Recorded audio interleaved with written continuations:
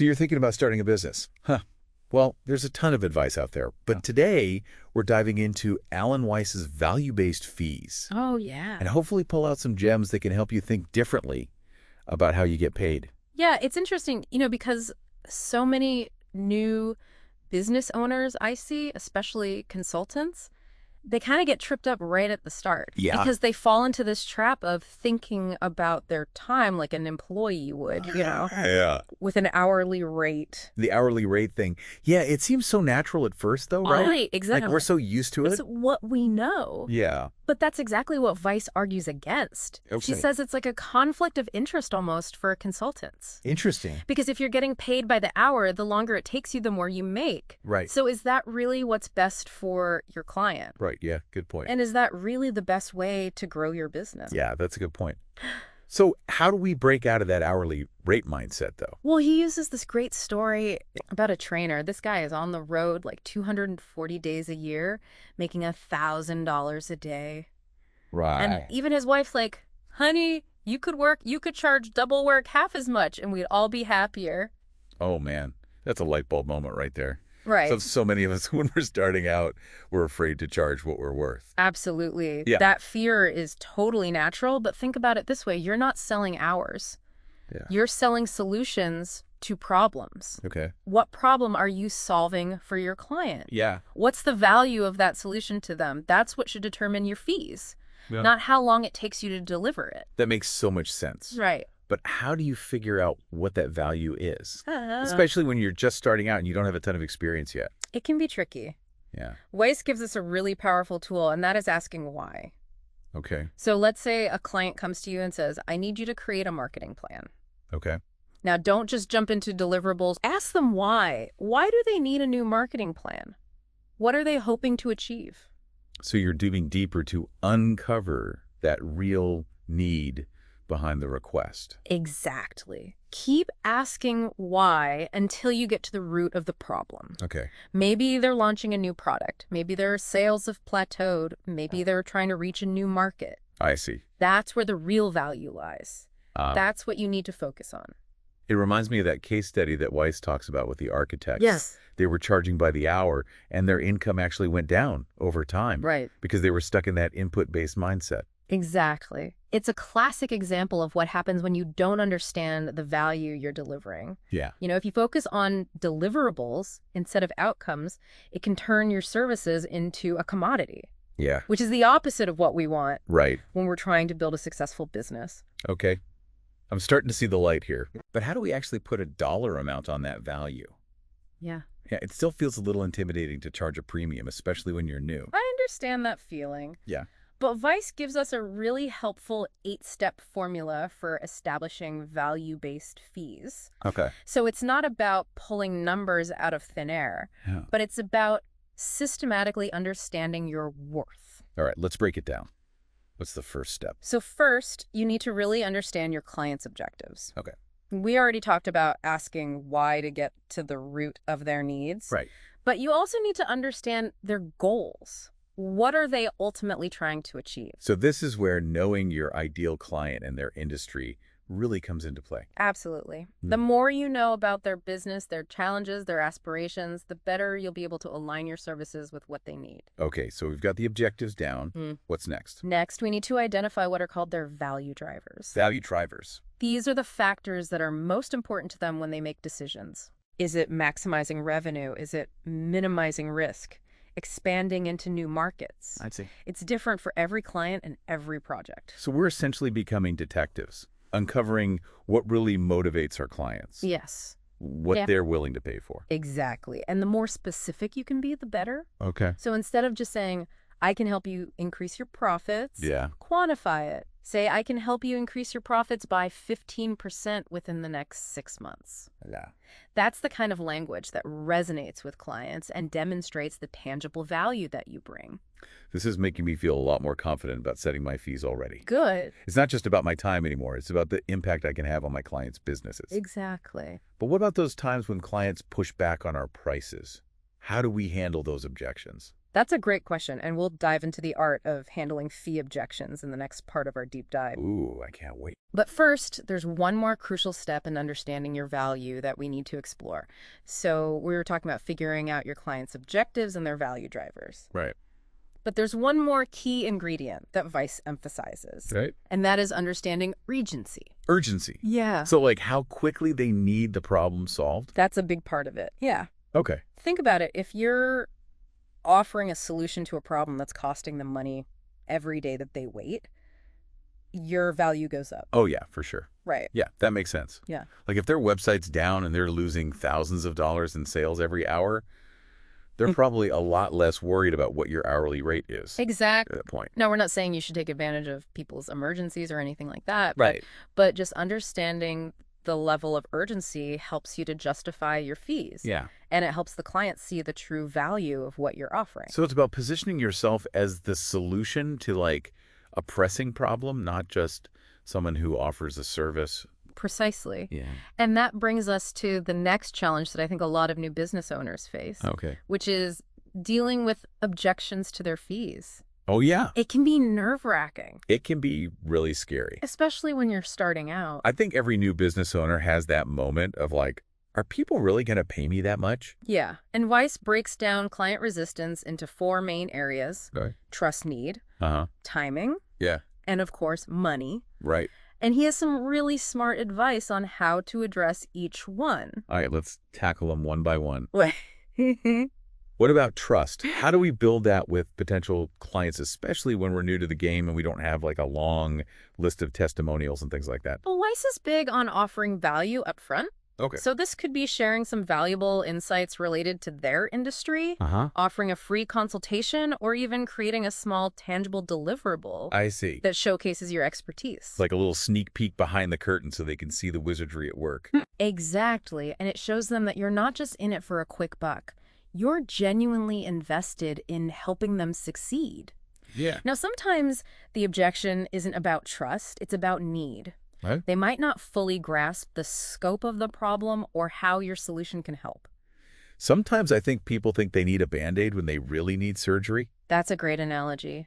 And that's where your expertise comes in. Yeah. You need to gently guide them to see the bigger picture. Okay. What are the hidden costs of not addressing this problem? Oh, What opportunities are they missing out on? I like that. Yes. So you're helping them connect the dots between their pain points and the value of your solution. Exactly. What about Yeah. timing? Yeah, timing. Sometimes people will agree they need help, but they're just not ready to commit right now. Yeah, timing can be tricky, and sometimes it really is just a matter of waiting for the right moment. Yeah. But you can also highlight the potential consequences of delaying action. What will it cost them to put this off? Will the problem get worse? Will they fall behind their competitors? So it's helping them weigh the cost of procrastination against the investment in your solution. Precisely. And then finally, let's talk about the big one, money. Oh, yeah. This one's often the most common objection, Sure. but as Weiss points out, it's rarely the real issue. Oh, interesting. So if it's not really about the money, then what is it about? Well, it could be a combination of things. Maybe they don't fully trust you yet. Maybe they don't understand the true value of your solution.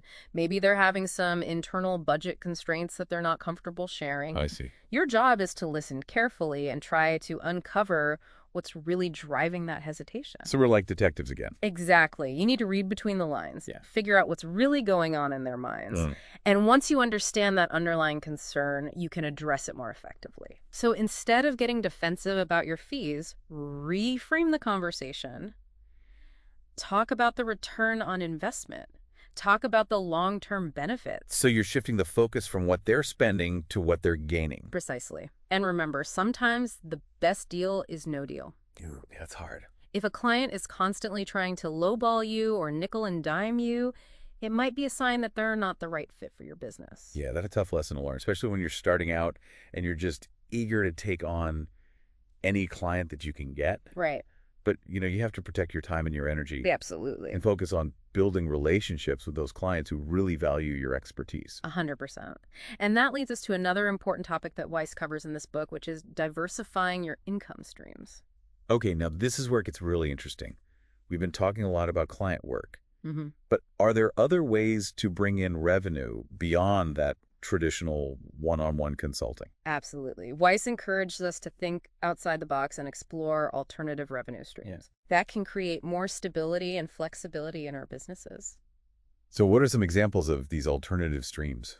Well, there are so many possibilities. We could talk about speaking engagements, developing online courses, creating membership programs, writing books, or even offering group coaching. Wow. The key is to leverage your existing expertise and package it in new and creative ways. So my business can be so much more than just trading hours for dollars. Yeah, exactly. It can be a platform for sharing my knowledge, building a community, and even creating those passive income streams that work for me even when I'm not actively working. Exactly. And what's fascinating is that the same principles of value-based fees apply to these alternative income streams. Okay. You're still focused on solving problems, delivering value, and charging what you're worth. So how do we apply these principles to something like a speaking engagement? Let's say I get invited to give a keynote speech at a conference. How do I go about setting my fee for that? Well, first, think about the value you're bringing to the audience. Huh. Are you sharing cutting-edge research? Are you inspiring them with your personal story, giving them actionable strategies they can implement immediately? Right. The clearer you are on the benefits, the easier it will be to justify your fee. I love how this approach shifts the focus from how much can I get away with charging to how much impact am I making. Exactly. And don't forget about options. Okay. You can create different packages for your speaking engagements. Maybe you offer a basic keynote, a premium package that includes Q&A and follow-up materials, or even a VIP experience with one-on-one coaching. I like it. Yeah. It gives people options. It gives clients the flexibility to choose what works best for them, Right. while ensuring that you're fairly compensated for your time and expertise. But speaking of time, sometimes it feels like there just aren't enough hours in the day to do it all. Yeah. So how do we balance that client work with these other revenue streams without burning ourselves out? That's a great question, and that's one that a lot of entrepreneurs struggle with. For sure. But one of the biggest advantages of creating these alternative income streams is that they can generate passive income, Okay. which means you're earning money even when you're not actively working. Passive income. Now, that sounds like a dream come true. It does. But how do we actually create these magical passive income streams? What are some specific strategies we can implement? We were just talking about the magic of passive income. Right. It sounds incredible, but I have to admit, it also feels a bit mysterious. Sure. How do we actually create these income streams that keep generating revenue even when we're not actively working? Well, one of the simplest ways is to leverage the work you're already doing for clients. Okay. So let's say you've created a killer presentation or a workshop that you deliver for individual clients. Yeah. Why not turn that into an online course or a group coaching program? That's such a good idea. Right. So we're essentially repurposing our existing knowledge and expertise Exactly. and making it accessible to a wider audience. Yeah. And the beauty of online courses and digital products is that they can be sold over and over again without requiring additional time or effort from you once they're created. Okay. I'm starting to see the potential here. Right. But how do we actually get people to buy our courses or products? It feels like there's so much competition out there, especially online. That's true. But remember what we talked about earlier? Yeah.